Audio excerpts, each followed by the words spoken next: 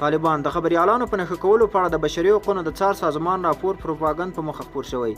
وروسته له هغه چې د بشري حقوقو د څار نړیوال سازمان طالبان تورن کړل چې په افغانستان کې خبريالان ګواښي او ترور کوي، طالبانو په خبرګون کې یاد راپور بې بنسټه او د تعصب وړ بللی دی چې د دوی له قوله پروپاګند په مخ خپور شوی. د بشري حقوقو نړیوال سازمان په خپل راپور کې ویلي وو چې طالبان په افغانستان کې تر خپل واک لاندې سیمه او د باندې سیمو کې د رسنیو فعالان د خبريالان په لیکلي شفاهي او بېلابېلو نورو ډولونو ګواښلي چې له امله یې ګڼ خبريالان ژورنالستان د هیواد پرېښودو ته اړ شوي. د طالبانو ویان ذبیح الله مجاهد یاد راپور ته په خبرګون کې ویلي موږ د بشري حقوقو د څار سازمان هغه تورونه په کلکه ردوو چې وایي په افغانستان کې د اسلامي امارت مجاهدین خبريالان په نښه کوي. موږ یې دغه بې بنسټه راپور د غلطو معلوماتو په اساس ترتیب او پروپاګند په مخه نشر شوی او د تعصب وړ بولو.